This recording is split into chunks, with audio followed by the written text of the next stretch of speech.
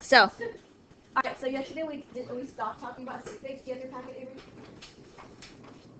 Okay. We're gonna start. This is the second part to this lesson on page 13.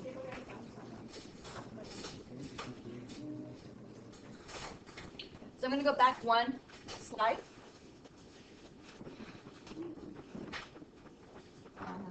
There you go. Okay, let's quickly review. We talked about significant figures yesterday. Avery, you weren't here yesterday, were you? You were here? Yes. Okay. Alright, so, perfect, you're here. In a number, we have to look for something. What do we have to look at that for in that number to determine significant figures? The decimal. Very good. Okay, the decimal point. If my decimal point is present, okay, if my decimal point is present, like it is here, what hand can I make a P with? My left or my right? Left. My left, right. So I can make a P with my left hand. So that means I'm going to go from what direction to what direction? Left to right. Left to right. Very good. Okay, so any number that has a decimal point, I'm going to be counting from left to right. Starting with what number? Where do I start counting? From the first number that's not a zero. Very good. From the first number that's not a zero. From your first non-zero number. So let's say, for example, I have 0.0001, right? What I always do as a strategy is I'm going to underline where I will start counting. So here, where's my first non-zero number for 37.76? Yeah, right here. So I count all that. What about here? Where's my first non-zero number? 6. So I count this, right? What about this right here? Just 1. And then what about here? What's my first non-zero number for 0.61? 0.6. Right here. So, let's see, 37.76. How many figs do I have here? 4. 4. What about 600.0? 1. 4. 6. 4. You're talking about C. And 4. Because remember, I'm counting from left to right because the decimal point is present. And my first number that's not a 0 is right at the very front. So I have to count 1, 2, 3, 4. So I have 4 sig figs. So again, here's my decimal point. I go from left to right. How many sig figs does this number have? 1. Just 1, right? Because all these zeros, we don't count the zeros. We start at the first non-zero number. What about 0.61? How many sig figs do I have there? What about 0.1707? I have 4. Good job. Now let's look at numbers where the decimal point is absent. What hand can you make an A with? Your right hand. Okay, so here it's absent. You can go from right to left. Okay, so I always write, again, this is my strategy, an arrow. Here, no decimal point, an arrow. What about here? Do I have a decimal point? Yes. Yeah, so am I going to go from right to left or left to right? Left to right. Left to right because there's a decimal point present. How about for 870? Right to left. Very good. So again, I'm going to make another arrow to see where I start counting. And to keep your brain on one rule at a time, try to just focus on one type of problem. So for me, we can either focus on the one where the decimal point is present first or the one where the decimal point is absent. Okay? Because if you jump around, your brain's going to get a little bit confused with the rules. Okay, so on your test, you get it, look at it, say, okay, I'm going to identify all of the ones where the decimal is absent first. And then I'll go back and identify the ones where the decimal point is present. So, which one would you like to start with first? Absent or present? Present, right? So here we have one that's present. We're going to go from left to right, starting with what number? Yeah, because that's my first non-zero number, so I have to count everything from this point forward. So how many significant figures does this number have? 4. 4. So Yes, the number is like without a 0 at the beginning, you count all the digits, Correct. including the ones that are at the right hand counter period. Okay, so this could have 5.30000. Correct. And we count this one, and we have to count every single digit thereafter. Okay, the only ones that we don't count, let's say if we have a 0 over here, for example, we wouldn't count that 0 because starting with the first non-zero number. So let's go back to where my decimal point is absent. Okay, we have arrows for those going from right to left. But again, what's the rule on that one? Oh, the zeros are there. Yeah, we have to start counting with the first non-zero number. So going from right to left, what is my first non-zero number? Yeah, so then I'm gonna underline that. Okay. So how many sig figs do I have here? 3. I have 1, 2. What about? I'm sorry. Go ahead. Oh, so when you have like the decimal point is present here, then I count those zeros. From left to right. Yeah. Starting with the first non-zero number. You have to count everything there. When the decimal point is absent, you go from right to left, starting with the first non-zero number. Okay, so yeah, so here from this 3 on, you would count every single digit, every single number. Okay. So let's look at 200,000, 300. What would I start counting? What number? Yeah. So how many sig figs do I have? 4. I have 4. Very good. Okay. And what about here? What would I start counting? Yeah, 7, because this is a 0. We don't count that one. We start with counting the first non-zero number. So how many sig figs do I have? I have 2 sig figs. Okay? So that was significant figures. Today we're going to go into adding and subtracting and multiplying and dividing sig figs. Okay? And so adding and subtracting, as easy as it may seem to us, the rules there can be a little bit more challenging than multiplying and dividing. So when it comes to adding and subtracting, okay, it's going to become very elementary math. Okay. Just like you did in elementary, literally, you're going to arrange your numbers in a column.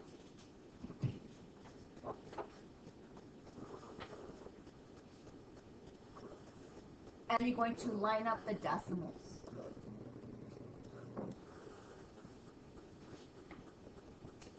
Okay, so you're going to write things down.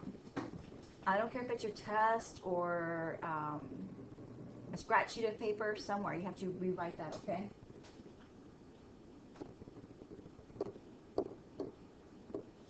So what does that mean? Okay, we're adding 2.43 plus 21.1.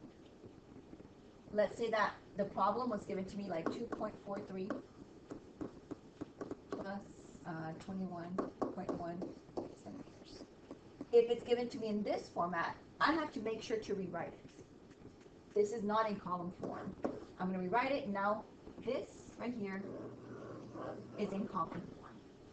You have to make sure your decimals are lined up to each other. Okay? Because that's going to help you. Alright, so next what you want to do is you're going to add. Okay? So it's easy. Wait, in that case, you are adding 2.43 to 21.1. Correct. And in the line, it was like, my question is, it doesn't matter the order? No. Oh, Okay, you can put this one on top or this one on top. It doesn't matter. I have a good weekend.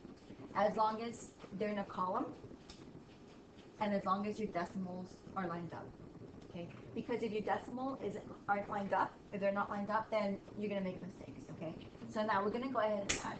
Okay, so here, again, from here to here, what is it? What is the total? 3. From here to here, 5. And then what goes here? Your decimal point, 10, and then 2. Okay? So what you're going to do is you're going to add them. And then you're basically going to stick, in this case, to the least accurate number. Okay. The least accurate number. So what number is more, let's say if I give you my weight, like yesterday, right? I said my weight is 141 pounds. But then I get on a different scale, and that scale tells me that I'm 141.15 pounds. Here's scale A, here's scale B. What scale is more accurate? Below. B. You said B, right? Why is B more accurate? Why is B more accurate? It's more specific. Very good. Okay. So I know for certain, because of my significant figures, right? You know for certain that I'm 141 pounds. You know for certain that I'm 1/10 of a pound. The only doubtful digit in this case would be to the 100th place. So you're right. This is more accurate than this, right? So in this case, when you're looking at addition or subtraction, you're going to go with the decimal places based on the least accurate number, right? So you have 2.43 and then you have 21.1. Which one is less accurate? Yeah, why is 21.1 less accurate? Because it has one digit less. Yeah, it goes out to the 10th place, and this goes out to the 100th place, right? So in this case, we're going to stick to the 10th place. So my answer, anything beyond the 10th place gets left out. Okay, so my answer in this case would be 23.5. And then we can't forget about our units, so it'd be centimeters. Wait, can you repeat why you get rid of the 3? Because that's too accurate. Oh, so always you're going to get rid of 1 digit? Not always. It's not just one digit. You're going to go based on the least accurate number. Okay, so let's look at this next example. Okay. I have 27.789, and then I have 6.1. What number is less accurate? 6.1, right? Because this goes out to the 10th place. This one's a lot more accurate because it goes out to the 1000th place. But what you want to do first is you're going to add them, right? So my 9 goes down in here. There's nothing to add to it, so it's a 9. My 8, there's nothing to add to it. It remains an 8. Okay. My 7 and 1 become a 8. Okay. Again, you line up your decimal places. 7 and 6. 13. 2 and 1. 3. Very good. Okay. All right. So that's what we have so far. So now we have to decide, well, how accurate can my answer be? Okay. Well, you have to go based on the least accurate number. You told me that it was this. Okay. So how many places beyond the decimal points should I have in my answer? 1. Just one, right here. Now, before, in this case, before we get rid of these, we have to see, does this number affect that number in my 10th place? Does it? What would this 8 do to this first 8? Round it up to a 9. So in this case, my answer would be 33.9, and then meters, because these get canceled out, and this 8 caused this 8 to become a 9. Okay. So again, this is because of our equipment. Yeah. It'll make more sense, and we will practice it some more. What do I have to do to this right here? Put it in a column. Okay, I'm going to put it in a column. So I have 87 milliliters. Does this have a decimal point? No. Okay. But I still have to make sure that I pretend that that decimal point's there, right? So I have to make sure to line up my numbers. So my 11 would go here. My decimal point should go here. And then 87. So you have to put out. We're not adding a decimal point to it, but we have to make sure that they're lined up. We know that it should be here behind the 7, right? So now when I add these, what's my total? Yeah, so 98.87 milliliters. How many numbers should I keep? None. Beyond the decimal point? None. Okay, so in this case, because, which is my least accurate number, 87 or 11.87? 87, right? So this is my less accurate number. There's nothing beyond the decimal point, which means my answer should have nothing beyond the decimal point. But before we get rid of these, again, we have to see, does this 8 do anything to this 8? What does it become? A 9. So here my answer would be 99 milliliters. You okay, Kyle? Okay. You okay, Avery? Alright, multiplying and dividing is like way easier than addition and subtraction. Because for multiplying or dividing, all you have to do is go with the least number of sig figs. And people are going to get confused with the multiplication and division and the subtraction and addition. Okay? So you're going to try to apply this rule to everything, and that's not the case. So multiplying or dividing, all you have to do is go with the least number of sig figs. So let's look at our example. How many sig figs does this number have? 3. So what I do is I always add a 3 above that number, or however many sig figs I have. I have 3 sig figs. What about this number? How many sig figs do I have here? 3. Which one is lower? No, they're both the same, so there's 3. So how many sig figs should my final answer have? Very good. So my final answer should have 3 sig figs. Now let's use our calculators or your phones as a calculator. So 5.12 times 223. 2,141.76. Okay. That's okay. So meter times meter is what? Meter squared. Oh, almost working. Meter squared. Alright. But now we just finished saying that, hey, you know what? My answer, in order for it to be correct, needs to have how many sig figs? 3. Is this 3 sig figs? No. So what I do, I'm going to tell you, because I'm always very cautious. I don't care how long I've been teaching this. If I'm going to be tested on sig figs, or if that's going to affect my grade, I always use my strategies. Always, always, always. I don't care how much experience I have. So in this case, I look at it, is my decimal point present or absent? Present. Okay. So am I going to go from left to right or right to left? Left to right. Very good. So I'm going to go from left to right. I know that because my decimal point is present. So where would I start counting my sig figs? With the 1. Exactly. Okay. So I'm going to erase this line right here so you can see a little bit better. So I'm only going to underline what I want to keep, and that's 3. Here's my 3. What happens, or what do you suspect happens to the remaining numbers? Oh, good. Then 0.176. What happens to them?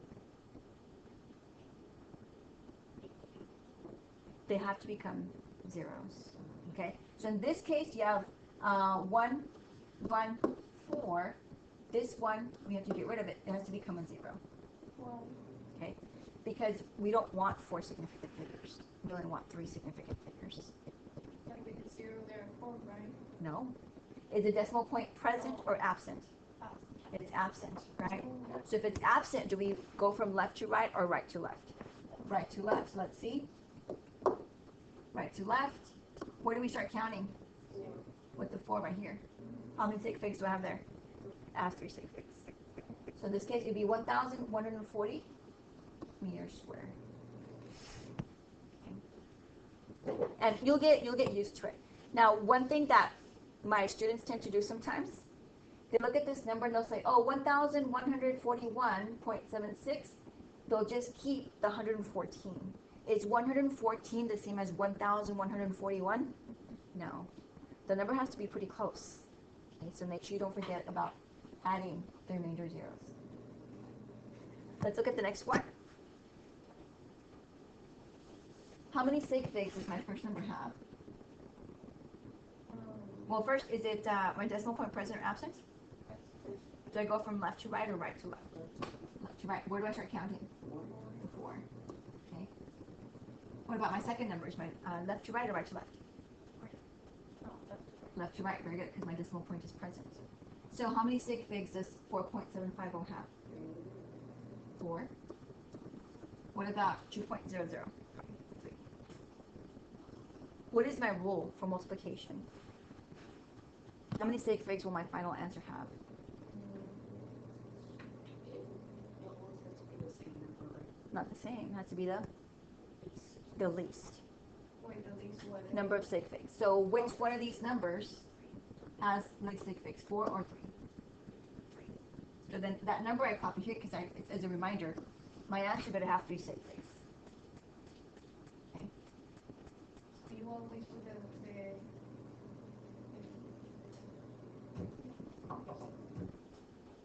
this false number, like, The sig figs. For multiplying or division. Okay. The rules are different. So in this case, when you multiply 4.750 times 2.00, do you have a calculator? Please. Carla.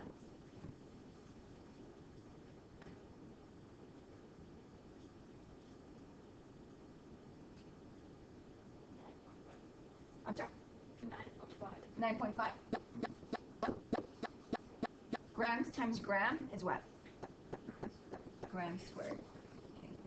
So in this case, is my answer correct? No. Okay. Because my answer has how many sig figs? It has 2. Okay, 2 sig figs. What can I add to this number to make it 3 sig figs? A 0. Very good. So in this case, my answer should be grams squared is my final answer. Okay. And in chemistry, it has to have the exact number of sig figs. Remember in the past, I would have students ask me, Ms. Sigala, how big do you want my number to be? Because my calculator is giving me like 10 digits. All right? Now you can make that decision because you know how to do the multiplication. Now you know what significant figures are. Let's look at the next one. We're dividing. Okay, this is supposed to be a division sign. Okay. How many sig figs does my first number have? 4. So, what about my second number? 2? So my answer should have how many sig figs? 2. I've multiplied 2.483 times 0.52. I'm sorry, divide it by that. Thank you. So 2.483 divided by 0.52. Avery, what'd you get?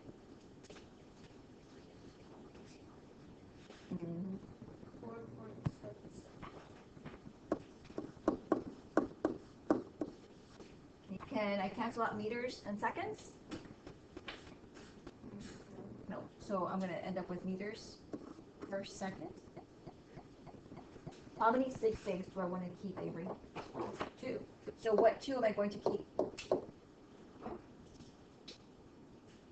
I want to keep 2, right?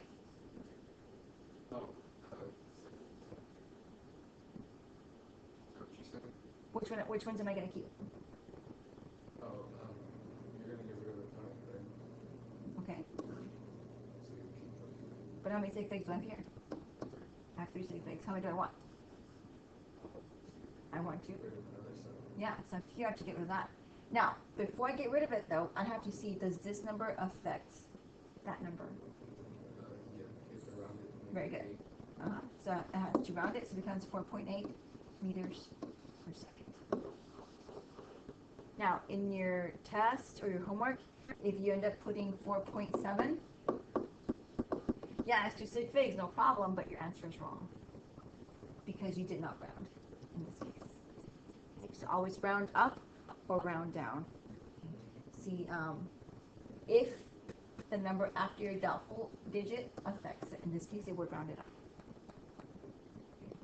All right, so now we combine operations. So again, you guys remember PEMDAS? You guys remember PEMDAS? Yeah. What does the P stand for? Parentheses. The E? Exponent. The M? Yeah, multiplication. The D? Divide. A? Addition. And S? Subtract. Okay. Same thing applies for chemistry and sig figs. So for each step, you're going to determine the number of sig figs for that operation. Then you're going to use that sig fig result in the next step. Be sure to keep track of the units. Okay, so let's look at an example. So I have my first practice problem. Based on PEMDAS, what part of this should I be doing first? Parentheses, very good. Okay. Inside my parentheses, what am I doing? I'm adding. Okay. So what's the rule for adding? Very good. Put my numbers in a column. Okay. So I'm going to rewrite this. It's okay for me to write down here. When I rewrite it in a column, I have to make sure that what's aligned? Your decimal. Very good. Okay, so here I have to make sure that this decimal is below this decimal. So here's my 4.37. And we get centimeters. So here I'm adding them. There's my column. What's 7 plus 0? 7. 3 and 3? 6. 4 and 2? Wait, why are you adding 4.37? Because here's my addition. Oh, yeah, you're trying, oh, yeah, you just said it up as a column. Mhm. Yeah, because that's the first part you want to do, okay? So my unit is centimeters.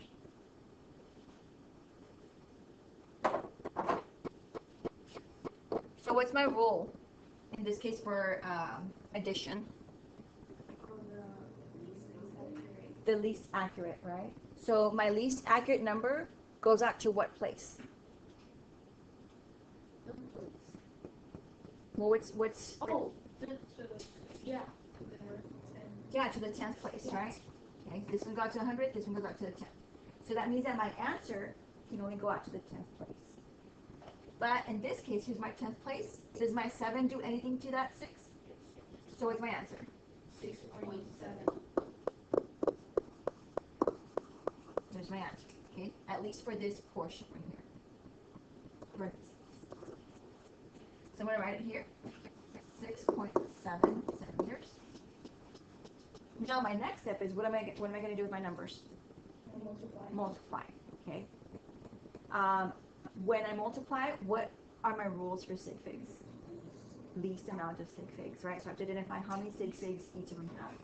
6.7 has how many sig figs? 2. Here's my 2.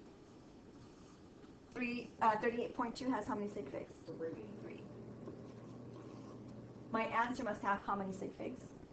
2. Very good. I'm going to put my number here. Should I type in 6.7 times 38.2? 255.94. 255.94. And what's my unit? Oh, centimeter squared. Very good. Centimeter squared. Am I done? No. Okay. I need to see, well, that's why I put this right here, so I won't forget. How many sig figs do I want to keep, Avery? 2. We had one earlier like this. Okay. How do you do it? Because it would just knock out the decimal. Pretty much. Well, let's see. Which 2 do we have to keep for sure? Yeah, the 25. Those are the first ones, right? We look at this. So now the last number becomes my doubtful digit. Does this 5 do anything to my doubtful digit? Yeah. What does it do? It rounds it 2.26. to 6, right? So now this becomes 2.6. What number is close to 255 that would have 2 sig figs? 260. There we go. Okay, so this one basically becomes a 0. But before it becomes a 0, we have to see how it affects this digit here. And then we end up with centimeter square.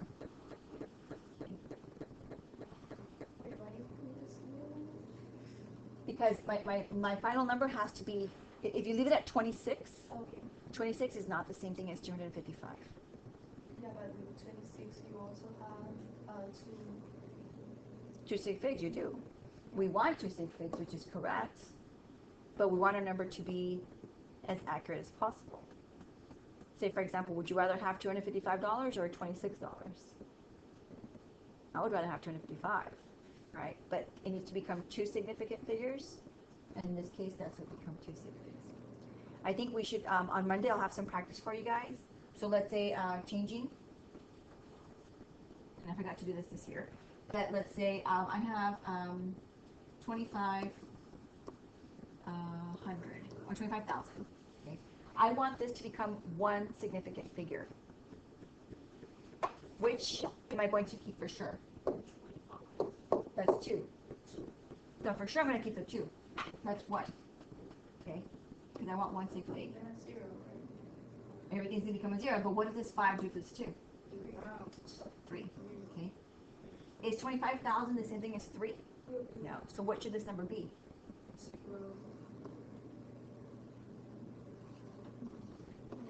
30,000. So let's see, for example, let's do the reverse. Okay. We have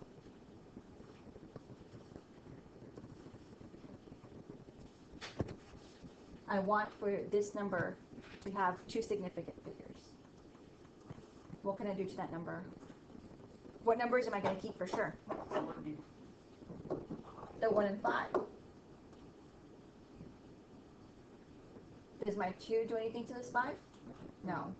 So what would my number be? 150. So they always have to have the same number of digits. Same number of digits, yes. I think that's a great way to put it. Same number of digits. So here you have 3 digits, but you want 2 significant figures. Yes, ma'am. So if that 2 was a 6, would it still be 150? No. What would it become? 160. And it's like me jumping on a scale. Let's say a scale only measures in increments of 10, right? And my weight's 140. But the scale just gives me 10s, 20s, 30s. My scale's going to read, it's going to read 140 or 150.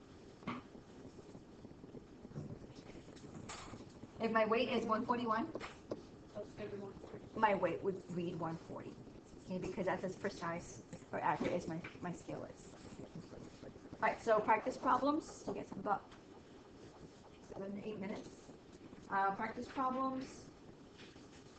Page. You're going to be able to finish page 5. Yesterday we had the first portion due. And this week you should finish the second two. May I do this in order? Yeah, let me get your pass.